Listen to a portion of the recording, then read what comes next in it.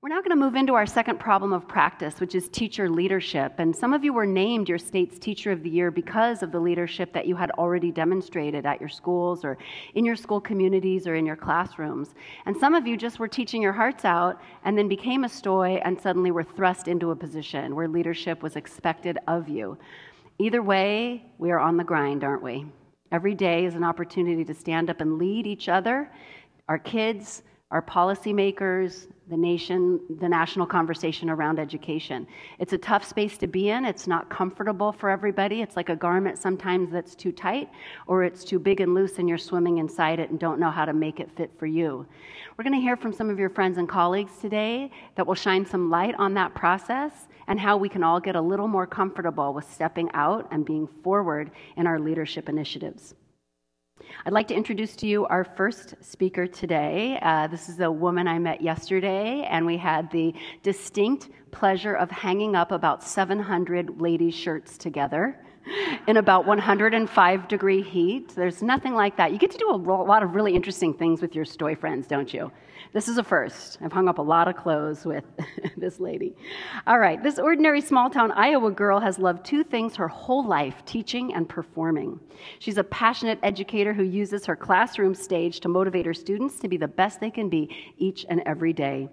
She believes that every moment in a classroom, no matter how big or how small, is a chance to make a difference and inspire others. Please welcome to the stage Iowa State Teacher of the Year, Shelly Vroegh.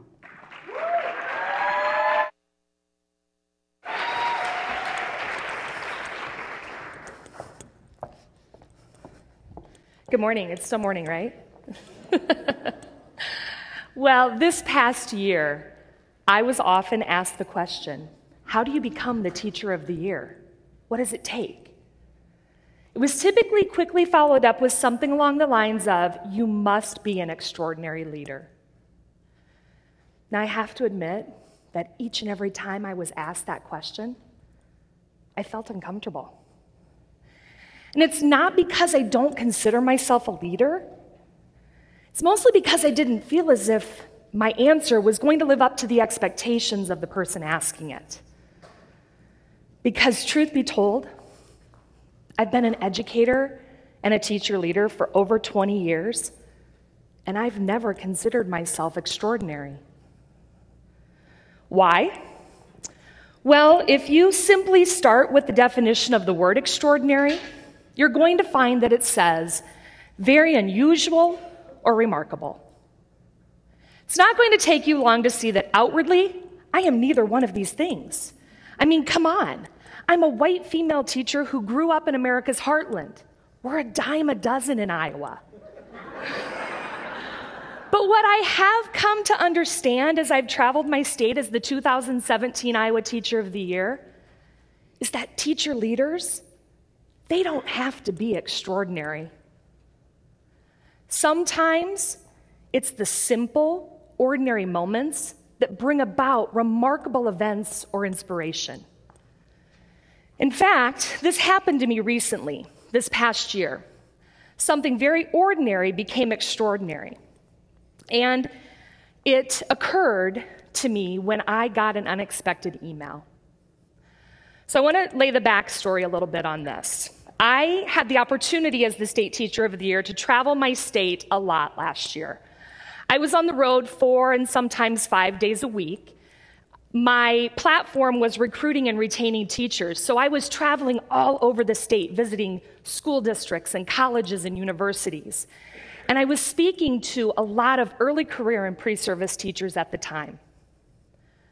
My message to them was that teaching is important. Teaching matters. And the best teaching happens when we collaborate with those around us. I'm a huge fan of the Cult of Pedagogy blog. I'm sure many of you are familiar with it. And so I would often use Jennifer Gonzalez's metaphor where she compared compassionate, supportive teachers to marigolds. I did this because I wanted these new and future teachers to seek out those educators who would nurture them and support them and encourage them as they got started in this career.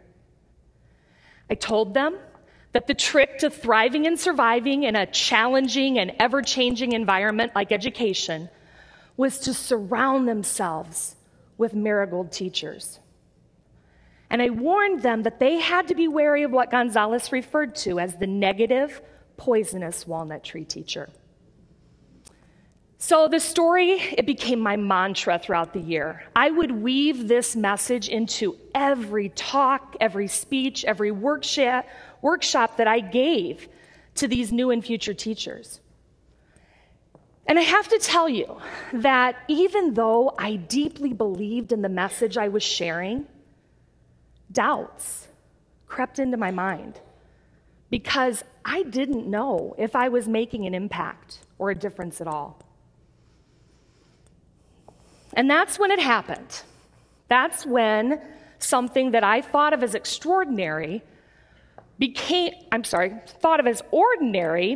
very extraordinary. And it happened one day when I stopped home in between trips and sat down at my email to read a note from a mother that would transform my thinking and remind me that ordinary words and actions have the power to create extraordinary results. It came from the mother of a student at the University of Northern Iowa. In the email, she told me that she had attended a speech I'd given at the college to her daughter and her classmates during their convocation ceremony.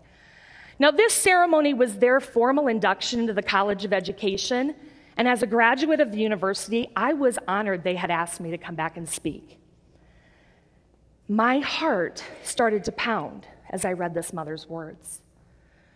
Because she said to me, "Shelly, I was amazed by all you said, and I couldn't help but feel you were speaking directly to my daughter. Honestly, I've heard her say similar things many times. It's obvious that both of you have the same critical goal of wanting to make sure that your students know they are valued, important, and loved."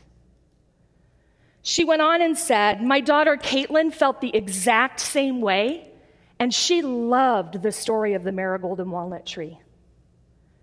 She wants to be the marigold. In fact," she said, "your words had such a profound impact on Caitlin that shortly after the ceremony, she tattooed a marigold on her left shoulder with the words, 'Be the marigold,' underneath." Yeah. "Thank you," she said, "for inspiring both of us in one speech.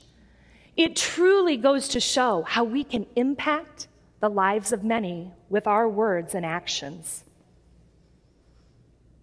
I was blown away. Like, seriously? Something I had said had prompted this young woman to put something as permanent as a tattoo on her body? Are you kidding me? By that time, the floodgates had opened and the tears were streaming down my face. Because it was in that moment that I realized the power of my words and actions. It hit me like a ton of bricks. I understood then that being a teacher leader, it has nothing to do with being extraordinary. Sometimes it's those simple, ordinary moments that bring about remarkable events or inspiration. Now, before what I call my marigold moment, I used to think that being a teacher leader meant that I had to do something extraordinary, something that was going to set the world on fire and put me on this path to greatness. But you know what? I realize now how absolutely ridiculous that sentiment is. Because who actually defines what greatness is or what being extraordinary looks like? We do.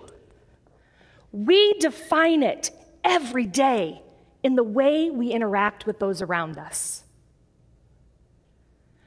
We define it by doing the little things really well. We define it by the way we make the people around us feel. We define it with our passion and our perseverance and our willingness to put others before ourselves. John Quincy Adams said, "If your actions inspire others to dream more, learn more, do more, or become more, you are a leader." So take a second. Reflect on this. How will you use your simple, ordinary moments? Are you going to waste them away and think of them as insignificant? Or will you let the words of John Quincy Adams guide you as you work to empower those around you? As teacher leaders, you have the extraordinary power to make a difference every single day. As leaders, you can take your simple, ordinary moments and turn them into extraordinary ones. I challenge you. Keep your eyes wide open for these moments. They're everywhere. They're in your classrooms. They're in your schools. They're in your communities. Use these moments to change the world. Teaching is powerful. It's incredible. It's emotional. And it's really hard. It's often easy to fall into this dark abyss of believing that the work we do is insignificant or less than extraordinary.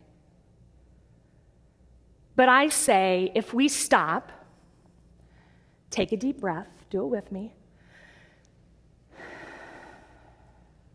and remind ourselves that it's all the small, simple, ordinary moments that have the power to make a difference, then maybe, just maybe, we can define leadership differently or look at it through a different lens.